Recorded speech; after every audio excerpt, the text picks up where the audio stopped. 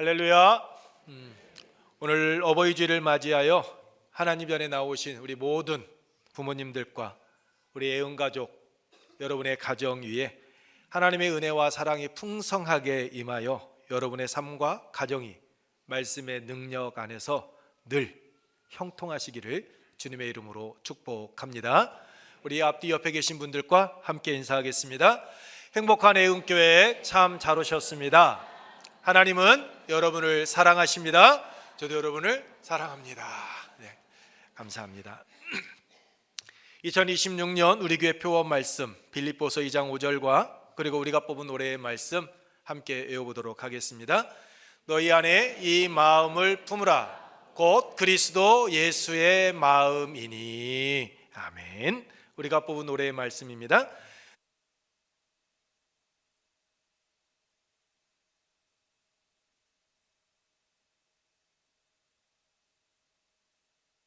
아멘. 이 두 말씀의 능력 안에서 여러분의 마음 가운데 참된 평안과 기쁨이 있기를 축복합니다.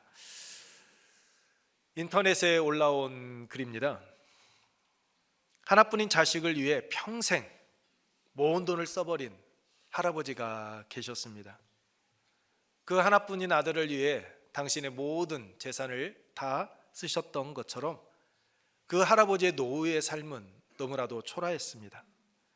몇 푼 안 되는 노령연금을 쪼개 쓰는 할아버지는 친구들을 만나는 것조차 눈치가 보일 정도로 힘들었습니다. 그래서 외출을 삼가했습니다.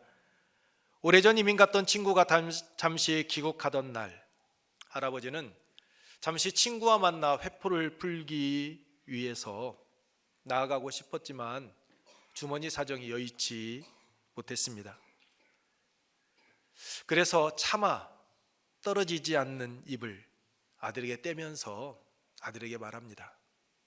아범아, 혹 나에게 10만 원만 줄 수 있겠니? 라고. 그렇게 힘들게 입을 뗀 아버지를 향해 아들이 말합니다. 아버지, 손자가 내년이면 학교에 들어가요. 애들에게 쓸 돈도 항상 모자라는 것 아시면서 왜 그러세요? 라고 이야기합니다. 아들은 아버지에게 그렇게 말을 했지만 마음에 걸렸습니다. 그래도 어쩔 수 없이 자기 합리화하며 아버지의 부탁을 거절하고 출근해 버립니다. 그런데 그 모습을 보다 못한 며느리가 아파트 양지 바른 벽에 기대어서 하늘만 바라보고 있는 그 시아버지께 다가가 말합니다. 아버지, 이 돈으로 아버지 드시고 싶으신 것 사 드시고 친구분들과 하고 싶은 일 하세요 라고 하며 며느리가 아버지에게 봉투를 건넵니다.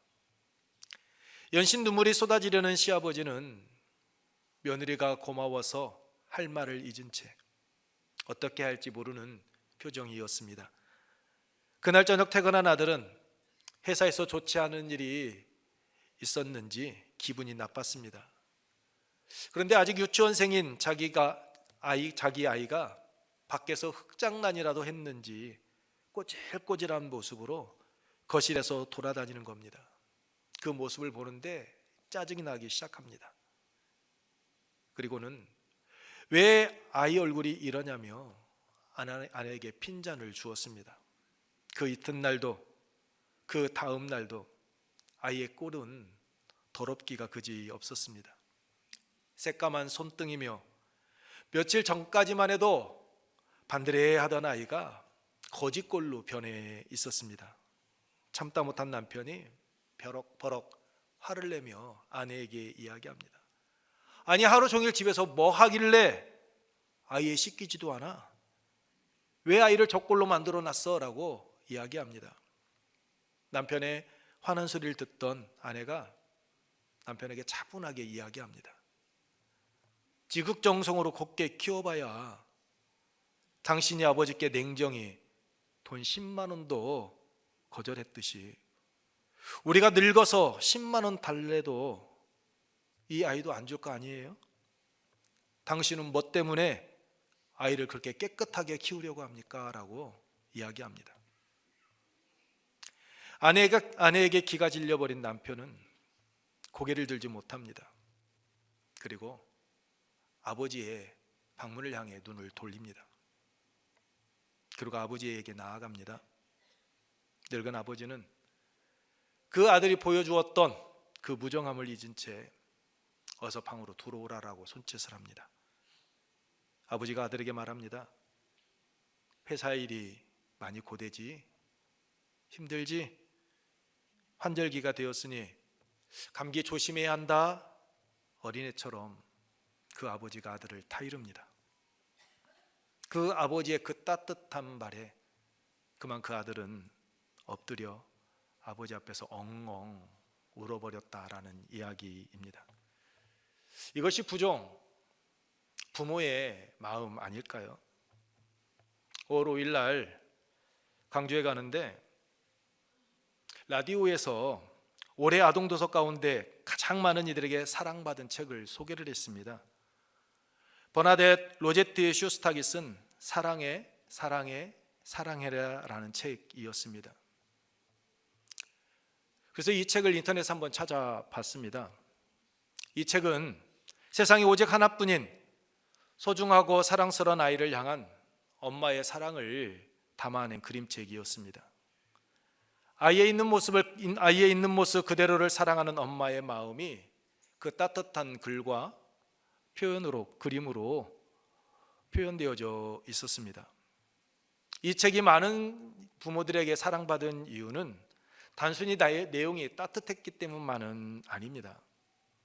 아이를 사랑한다는 그 엄마의 마음을 아이의 눈높이에서 또한 가장 순수하고 가장 따뜻하게 표현을 하고 있었기 때문입니다. 엄마는 아이를 언제 사랑할까? 이 책에서는 말합니다. 어제도 오늘도 내일도 언제까지나 너를 사랑해. 그러면 엄마는 아이를 어떻게 사랑할까? 마음 깊은 곳부터 온몸 구석구석까지 너를 사랑해 라고 이야기합니다. 이 책에서 엄마는 아이가 행복할 때도 슬플 때도 아이가 말썽을 부릴 때도 변함없이 사랑한다라고 이야기하고 있습니다. 이것이 엄마의 사랑입니다. 그렇게 아이는 엄마의 사랑을 받으며 자라가는 것입니다. 이것이 바로 자녀를 향한 엄마의 마음, 부모의 마음, 사랑입니다. 오늘 예배 자리에 나와 앉아있는 우리 역시 부모님의 이 사랑을 받으며 여기까지 와 있습니다. 부모님의 사랑, 그 수많은 눈물과 기도, 부모님의 그 기다림과 헌신 속에서 오늘 우리는 이 자리에 나와 하나님께 예배를 드리고 있습니다. 그런데 여러분 말고 오늘 우리 주위를 살펴보면 부모님의 이 사랑을 잊고 부모님을 공경하지 않는 이들이 참 많습니다. 어떤 사람은 부모니까 당연히 희생해야 한다라고 생각하는 이들도 있고, 어떤 사람은 너무 바쁘다는 이유로 그 부모님의 아픔, 그 부모님의 외로움을 외면하는 이들도 있습니다. 심지어 신앙생활을 하는 가운데에도, 신앙생활을 하는 이들 가운데에도 부모님의 사랑과 은혜를 잃어버린 채 살아가는 이들이 있습니다. 오늘 본문은 바로 그런 모습을 보이는 자들을 책망하는 말씀입니다. 부모를 공경해야 함에도 불구하고 신앙을 이유로 부모를 외면하는 것, 그것은 결코 옳지 않다라고 예수님은 말씀하십니다. 신앙이 부모를 공경하지 못하는 이유, 핑계거리가 될 수 없다라는 겁니다. 내가 신앙생활 한다라는 이유로 부모 공경을 회피할 수 없다라는 겁니다. 이유가 무엇입니까? 첫째, 하나님의 말씀은 패할 수 없기 때문입니다. 우리 함께 읽겠습니다. 하나님의 말씀은 패할 수 없기 때문입니다. 예수님께서는 말씀하십니다. 하나님의 말씀은 패할 수 없다라고. 13절 우리 함께 읽겠습니다. 너희가 전한 전통으로 하나님의 말씀을 패하며 또 이 같은 일을 많이 행하느니라 하시고, 여기서 패한다라는 이 말은 무효로 만들다라는 뜻을 가지고 있습니다. 하나님의 말씀을 제쳐놓거나 하나님의 말씀을 염두에 두되 다른 것을 더 중요하게 생각한다는 말이 아닙니다. 더 이상 하나님의 말씀을 마음에 두지 않았다라는 말이 방금 말씀을 드렸던 이 패한다라는 단어가 가지고 있는 뜻입니다. 끝 말씀을 보게 되면 행하느니라라고 말씀하고 있습니다. 이 행한다라는 말씀은 현재형으로 전통으로 말미암아 하나님의 말씀을 계속해서 반복적으로 패하고 있었다라는 뜻입니다. 그것도 많이 행하느니라라고 말씀하고 있는 것처럼 그들의 삶 속에서 사람의 전통을 지키기 위해 하나님의 말씀의 그 권위를 계속 무너뜨리고 있었다라는 겁니다. 하나님의 말씀을 삶의 자리에서 외면하고 있었다라는 겁니다. 전통은 사람들에 의해서 만들어진 겁니다. 그렇기 때문에 시대와 상황에 따라 언제든지 변할 수 있습니다. 그러나 하나님의 말씀은 예수님께서 마태복음 24장 35절에서 천지는 없어질지언정 내 말은 없어지지 아니하리라 라고 말씀하신 것처럼 영원히 사라지지 않습니다. 또한 이사야 40장 8절에서도 풀은 마르고 꽃은 시드나 우리 하나님의 말씀은 영원히 서리라 라고 말씀하고 있듯이 하나님의 말씀은 시대가 바뀐다 할지라도 결코 변하지 않고 영원합니다. 그렇기 때문에 어떠한 이유와 명분이 있다 할지라도 그 무엇도 하나님의 말씀보다 결코 앞설 수는 없습니다. 그래서 예수님께서는 사람의 전통과 계명을 앞세워 하나님의 말씀을 무너뜨리고 있던 유대 종교 지도자들을 책망하신 겁니다. 9절입니다. 너희가 너희 전통을 지키려고 하나님의 계명을 잘 저버리는도다. 이들이 11절 말씀에 나오는 고르반이라는 전통을 앞세워 저버린 하나님의 계명이 무엇입니까? 그것은 내 부모를 공경하라라는 말씀입니다. 내 부모를 공경하라는 말씀, 이 계명은 사람의 의견이 아니라 하나님께서 하신 말씀이었습니다. 해도 되고 안 해도 되는 선택사항이 아니라 반드시 순종해야 하는, 반드시 따라야 되는 계명이었습니다. 그런데 이들은 고르반이라는 전통을 철저하게 지키면서도 하나님의 말씀은 외면했습니다. 이 고르반이라는 이 전통을 하나님의 말씀보다 더 중요시하고 그들은 따랐습니다. 고르반이 무엇입니까? 히브리어로 11절에 말씀하고 있는 것처럼 하나님께 드림이다 라는 뜻입니다. 하나님께 바쳐진 예물, 구별된 제물, 이것이 바로 고르반입니다. 고르반은 하나의 맹세와 같은 의미로 사용되어졌는데 사람이 여호와께 서원하였거나 결심하고 서약하였으면 깨트리지 말고 그가 입으로 한 말대로 다 이행할 것이니라 라는 민수기 30장 2절 말씀에 근거하여 만들어진 그 유대인들의 전통이었습니다. 이렇게 하나님께 고르반으로 드린 제사는 성전에 귀속되었습니다. 그리고 드린 사람은 그 제산에 대한 사용권만을 가지고 있었습니다. 그래서 원칙적으로 그 재산을 가지고 다른 사람을 위해서 줄 수 없었습니다. 그런데 문제는 이제는 사람들이 그 법을, 그 전통을 악용하기 시작했다라는 겁니다. 부모 공경하는 것을 꺼렸던 이들이, 부모 공경하는 것이 마음에 내키지 않았던 이들이 부모를 공경하지 않기 위해서 자신의 재산을 고르반 하나님께 드렸다라고 그렇게 선언해 버리는 겁니다. 그러면 부모님께 드리지 않아도 전혀 문제가 되지 않았기 때문입니다. 이렇게 행하면 두 가지 유익이 있었습니다. 하나는 사람들로부터 경건한 사람이다라고 인정을 받는 것이었고, 두 번째는 재산의 사용권을 가지고 있었기 때문에 자신의 재산을 그대로 지킬 수 있었기 때문입니다. 무슨 말입니까? 이 고르반 하나님께 드리는 자들이 하나님을 핑계 삼아 부모님을 외면하고 자신의 신앙을 자신의 탐욕과 자신의 욕심을 채우는 수단으로 만들어버렸다라는 겁니다. 좋은 의도로 시작된 고르반이라는 전통이 탐욕과 그 외식의 수단이 되어 버린 겁니다. 더 큰 문제는 사람들이 하나님의 말씀보다 이 전통을 더 소중하게 중요하게 여기고 따랐다라는 겁니다. 그리고 그 전통을 얼마나 잘 지키느냐에 따라서 이 사람은 신앙이 좋고 이 사람은 신앙이 나쁘지 않아라는 그런 판단의 기준으로 삼았다라는 겁니다. 결국 사람들은 자신의 유익을 위하여 만든 전통, 사람의 계명을 지키느라 10절 말씀과 같이 하나님께서 명령하신 내 부모를 공경하라고 하신 그 계명을 저버리는 그런 위선적인 그릇된 신앙인을 걸어가게 된 겁니다. 신앙을 이유로 부모 공경하는 일을 회피한 겁니다. 자신의 이익을 위하여 하나님의 이름을 팔았습니다. 하나님께 드렸다는 말 한마디로 부모를 공경하지 않으면서도 나는 하나님의 계명을 지키고 있다라고 그렇게 자부하면서 나아갔던 겁니다. 하나님의 말씀을 완전히 왜곡해 버리면서 말입니다. 사랑하는 성도 여러분, 오늘 우리의 삶의 모습, 우리의 신앙의 모습은 어떻습니까?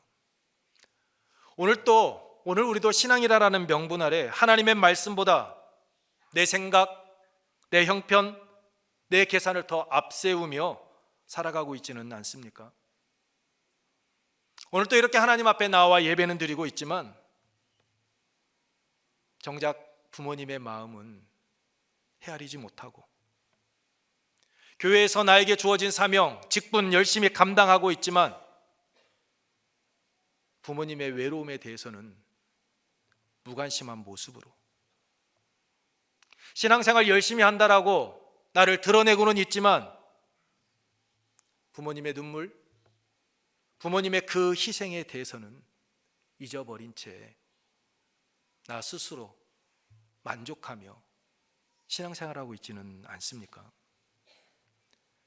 하나님께서는 부모 공경을 선택사항으로 말씀하지 않으셨습니다. 10절에서 출애굽기 20장 15절 10계명 가운데 5계명을 예수님께서 인용하신 것처럼 내 부모를 공경하라라는 이 말씀은 하나님께서 우리에게 주신 명령입니다. 그러므로 참된 신앙은 교회 안에서의 신앙뿐만이 아니라 우리의 가정과 우리의 부모님과의 관계 속에서부터 드러나야 하는 겁니다.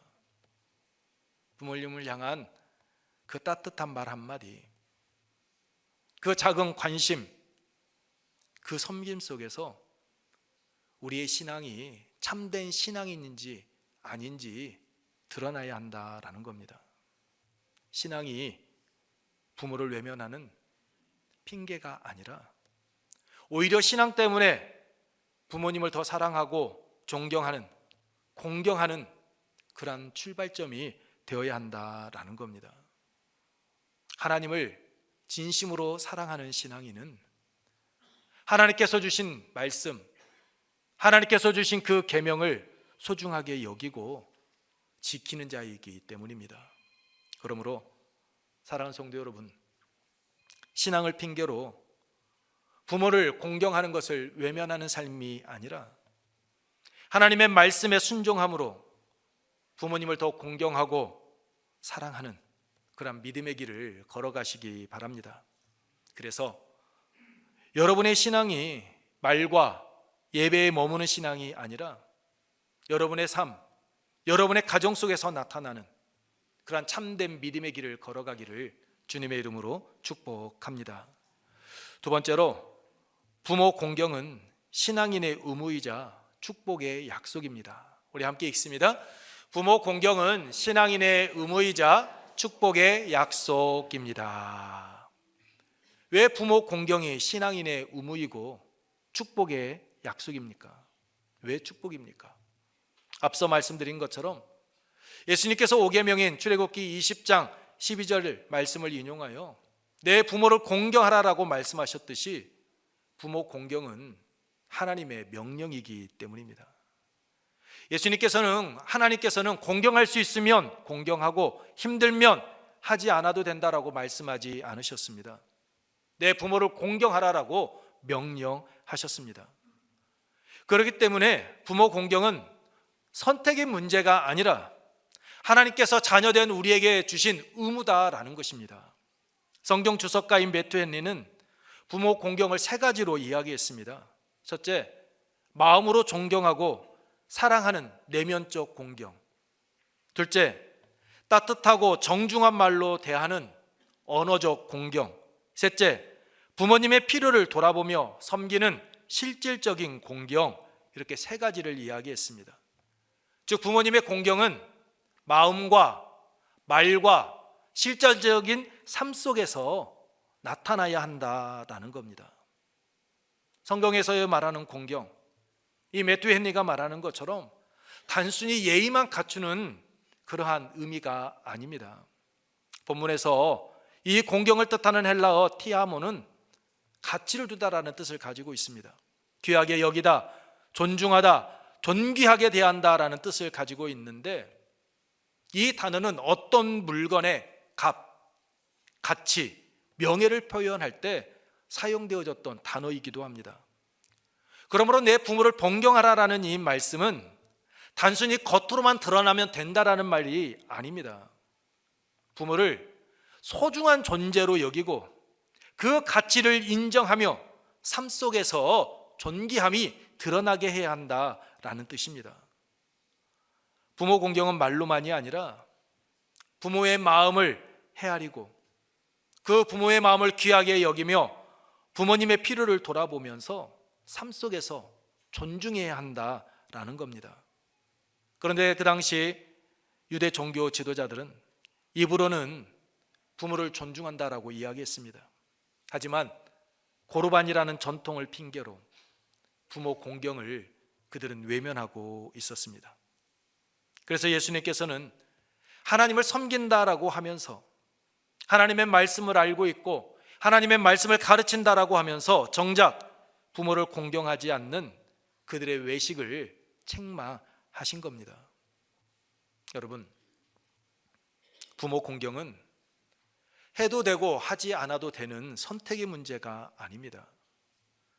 하나님께서 자녀된 우리에게 명하신 반드시 지켜 행해야 되는 계명이었고 의무입니다. 하나님께서는 이 계명을 지키라고만 말씀하지 않으셨습니다. 우리 출애굽기 20장 12절 말씀 함께 읽겠습니다. 내 부모를 공경하라. 그리하면 내 하나님 여호와가 내게 준 땅에서 내 생명이 길리라. 아멘. 말씀을 보면 다른 십계명의 내용과 조금 다른 점이 있습니다. 그것은 부모를 공경하면, 그리하면 내 하나님 여호와가 내게 준 땅에서 내 생명이 길게 될 것이다 라고 말씀하고 있다라는 겁니다. 즉 명령만 하지 않고 하나님께서는 축복을 약속해 주셨습니다. 부모를 공경하는 삶을 살아가게 되면 하나님께서 허락하신 삶의 자리에서 형통한 삶을, 장수의 삶을 살아가게 된다라는 겁니다. 그래서 사도 바울은 에베소 교인들에게 권면할 때 에베소서 6장 2절로 3절에서 이 계명을 약속이 있는 첫 계명이다라고 말한 겁니다. 이 말씀도 우리 함께 읽겠습니다. 내 아버지와 어머니를 공경하라. 이것은 약속이 있는 첫 계명이니 이로써 내가 잘되고 땅에서 장수하리라. 아멘. 약속 있는 첫 계명, 그것은 바로 부모 공경입니다. 그때 하나님께서는 잘되고 땅에서 장수하는 복을 주신다라고 말씀하고 있습니다. 하나님께서 주시는 그 은혜, 돌보심 가운데 살아가는 삶을 살아가게 된다라는 겁니다. 부모 공경은 억지로 짊어져야 될 우리의 부담이 아니라 하나님께서 우리에게 약속하신 복을 받는 통로가 된다라는 겁니다. 단순한 도덕적 행위가 아니라 하나님의 말씀에 순종하는 일이기 때문입니다. 그러한 자를 하나님께서는 기뻐하십니다. 그러므로 부모 공경은 억지로 감당해야 되는 우리의 인생의 무거운 짐이 아니라 하나님께서 우리에게 허락하신 축복의 통로다라는 것을 우리는 기억해야 합니다. 하나님께서 우리를 위하여 예비하신 그 복을 받아 누리는 그러한 통로가 바로 부모 공경입니다. 성경에 보면 부모를 공경함으로 인해 하나님께 복을 받은 이야기가 나옵니다. 여러분께서 잘 알고 계시는 모압 여인 룻입니다. 그녀는 남편 기럝과 사별했던 여인이었습니다. 그런데 그 룻은 시어머니를 떠나지 않습니다. 룻에게 시어머니 나오미는 말하죠. 너희 어머님의 집으로 돌아가라라고. 한 번만 말하지 않습니다. 4번을 이야기했습니다. 하지만 룻은 룻기 1장 16절에서 어머니께서 가시는 곳에 나도 가고 어머니께서 머무시는 곳에 나도 머물겠나이다. 어머니의 백성이 나의 백성이 되고 어머니의 하나님이 나의 하나님이 되시리니 라고 고백하며 끝까지 그 시어머니 나오미의 곁을 떠나지 않았습니다. 그리고 베들레헴까지 함께 갑니다. 그리고 그곳에 이주한 후에는 이삭을 주우며 그 노모 나오미를 섬겼습니다. 그 결과 그곳에서 보아스를 만나게 되었고 다윗 왕의 증조 할머니가 되었을 뿐만 아니라 예수님의 족보에 이름이 올라가는 복을 받았습니다. 시어머니를 향한 그 사랑과 그 섬김을 통해 룻은 그의 삶의 자리에서 하나님께서 주시는 은혜와 복을 받아 누리게 된 겁니다. 그러므로 사랑하는 성도 여러분, 부모 공경을 부담으로만 여기지 마십시오. 부모 공경은 하나님께서 우리에게 주신 의무인 동시에 하나님께서 우리에게 주시기 원하시는 그 복을 받는 통로다라는 것을 기억하시기 바랍니다. 그리고 그 안에서 하나님의 뜻에 순종하는 믿음의 길을 걸어가십시오. 하나님께서 약속하신 그 형통의 복, 장수의 복을 받아 누리는 그러한 은혜가 우리의 삶 가운데 임하게 될 줄로 믿습니다. 말씀을 마치겠습니다.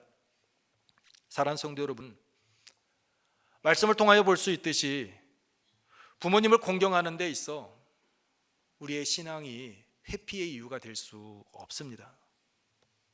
사람의 전통과 생각은 변할 수 있지만 내 부모를 공경하라는 이 하나님의 말씀은 시대가 바뀐다 할지라도 어떤 상황 가운데 놓인다 할지라도 결코 패할 수 없는 말씀이기 때문입니다. 또한 부모 공경은 억지로 감당해야 되는 부담이 아니라 하나님께서 자녀된 우리에게 부여하신 의무이고 즉 책임이며 하나님의 은혜를 누리게 되는 축복의 통로이기 때문입니다. 그러므로 말로만 신앙을 고백하는 그러한 신앙인이 아니라 삶 속에서 부모를 공경하고 사랑하며 섬김으로 하나님의 말씀에 순종하는 그런 믿음의 길을 걸어가시기 바랍니다. 그래서 여러분의 가정부터 여러분의 삶의 자리에서부터 하나님께서 주시는 은혜와 돌보심을 풍성하게 받아 누리고 또한 그것을 흘려보내는 그러한 믿음의 길 걷는 우리의 은혜 가족들이 되기를 주님의 이름으로 축복합니다. 이 시간 우리 함께 찬양 후에 말씀을 생각하면서 기도하도록 하겠습니다. 기도할 때 우리의 신앙이 부모님을 공경하는 회피의 이유가 되지 않게 하옵소서라고. 사람의 전통과 생각은 변할 수 있지만 부모를 공경하라는 하나님의 말씀은 시대가 바뀌어도 결코 패할 수 없는 말씀임을 알고 하나님께서 우리에게 부여하신 의무, 책임을 감당하며 하나님의 뜻을 이루는 이 되게 하여 주옵소서라고. 그리고 부모 공경이 하나님께서 우리를 위하여 약속하신 그 복을 받는 통로임을 기억하며 우리의 삶 속에서 부모를 사랑하고 공경하며 섬기며 하나님의 말씀에 온전히 순종하는 신앙인의 삶 살아가게 하옵소서라고 우리 함께 찬양 후에 통성으로 기도하도록 하겠습니다.